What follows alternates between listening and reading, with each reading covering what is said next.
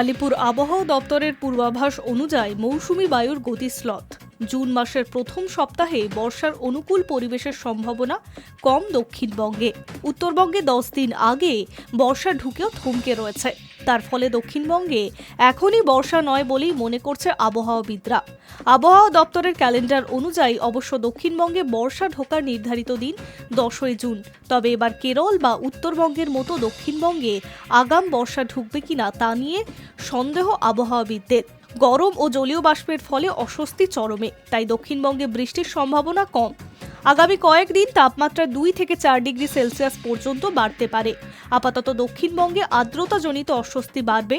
কলকাতায় ভ্যাপসা গরম আর অস্বস্তিতে হাঁসফাঁস অবস্থা। এই সপ্তাহে পরিস্থিতি বদলের সম্ভাবনা নেই। বেলা বাড়লে গরম এবং অস্বস্তি বাড়বে। আপাতত ভারী বৃষ্টির কোনো সম্ভাবনা নেই। তাপমাত্রা বাড়তে পারে 2 ডিগ্রি সেলসিয়াস পর্যন্ত। সোমবার কলকাতার সর্বনিম্ন তাপমাত্রা 29.2 ডিগ্রি। রবিবার দিনের সর্বোচ্চ তাপমাত্রা ছিল 35.4 ডিগ্রি। বাতাসে জলীয় বাষ্পের পরিমাণ আপেক্ষিক আর্দ্রতা 59 থেকে 91%। পাশাপাশি সোমবার জলপাইগুড়ি ও আলিপুরদুয়ার জেলার বৃষ্টির সম্ভাবনা বেশি। বিক্ষিপ্তভাবে বৃষ্টি চলবে, বাড়তে পারে তাপমাত্রা।